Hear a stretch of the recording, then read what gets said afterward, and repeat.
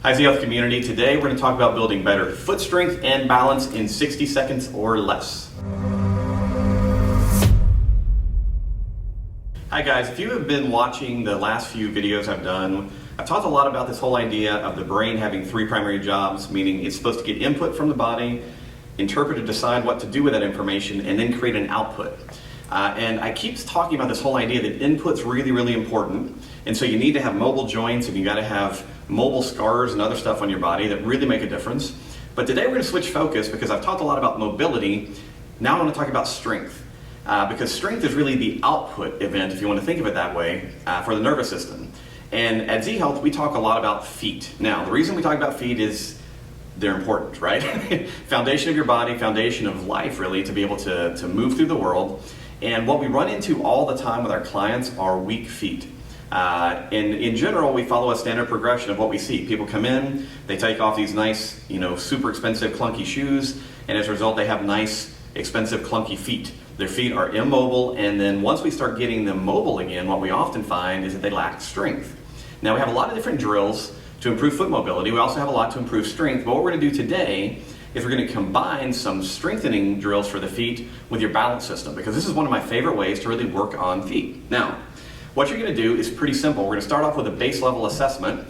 You have to take off your shoes, and preferably your socks as well. Now, if you're one of those people, you can't stand to have your feet on the floor, you need to leave your socks on, that's okay, but you need to be out of shoes at a bare minimum.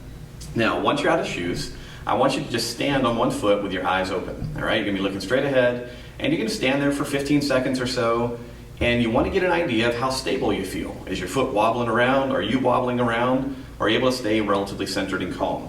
All right, and then you're going to switch to your opposite foot and go, okay, let's see what this one feels like. And it may change day to day. One day your right foot may feel great, other day your left foot may feel great, it doesn't matter. You're just trying to get a baseline of how difficult this is for you to stay here. Now, once you have this, what I want you to understand is that we want to work on your weaker side in most cases. If you can't stand up at all without having something to hold on to, then obviously be careful, don't hurt yourself. But what we're going to focus on here is we're going to focus on reaching to different points of the compass with our other foot. Now the reason that we're going to do this is that balance is actually this kind of dynamic event, and it's supposed to happen somewhat unconsciously, but it really depends on the ability of your foot to grip the floor to maintain balance, especially when the rest of your body is moving.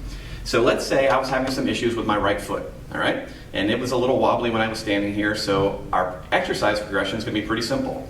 I'm going to come up, I'm going to stand on my right foot, I'm going to get nice and tall, keeping my eyes open, and then I'm going to visualize points of a compass.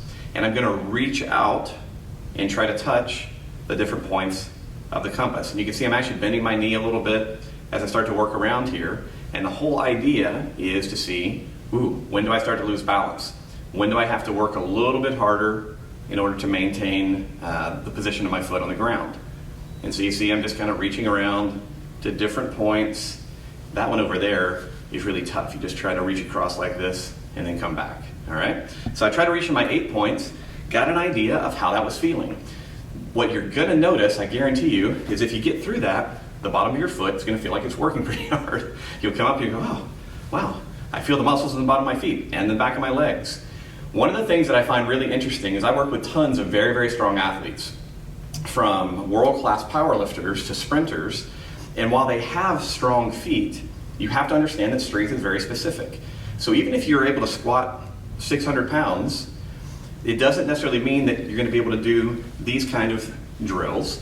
And it's important that you're thinking about incorporating these into your program regardless of what you already do, because balance is kind of a unique thing. While it relies on a lot of these unconscious processes, it also relies on information coming from the feet and the output event where your brain says, hey foot, contract right here. So like I said, regardless of your sport, regardless of your activity, doing some basic foot strengthening drills just by working around the compass can be amazing. Now, once you've done version 1, which is what I just showed you, you can then start to make this more complicated. You can set up with your foot turned out to the side, and that's going to offer a different set of challenges. And then you can set up with your foot turned inward, internally rotated, and that's again going to offer a different set of challenges. If you're feeling spicy, close your eyes. Once you start to close your eyes, everything is going to get a lot harder, and you're going to really feel the bottom of the foot working very intensely to hold you up. So that's the basics of good foot strengthening combined with balance. I said at the beginning, 60 seconds a day, or 60 seconds at a time. You really don't have to do this a lot. It's about the consistency that we're looking for. So to summarize, here's what I want you to do next. I want you to look at your day and I want you to plan at least 3 and potentially 5 minutes per day to do this balance work. It's going to pay off huge dividends. So session 1, you're going to do your work with your foot in neutral, all right? And you're going to spend, again, about 60 seconds. If you've got 8 different compass points, you're talking somewhere between 8 seconds and 10 seconds per point. That's session 1. Session 2, do it with the foot turned out. Session 3, do it with the foot turned in. And then sessions 4 and 5, go crazy, do whatever you want.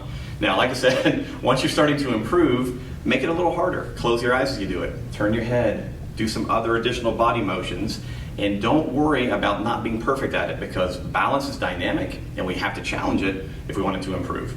So give this a shot. If you have any questions, let us know. And one of the other things I do want to point out, if you play a sport, if you do something else that's very active, pay attention to your results as your feet get stronger. I think you'll be really pleasantly surprised with what you find. Thanks. Things are working. We're working. Everybody working? Good. Shin kicks all around. Shin kicks for everybody. Now we're cooking with petrol.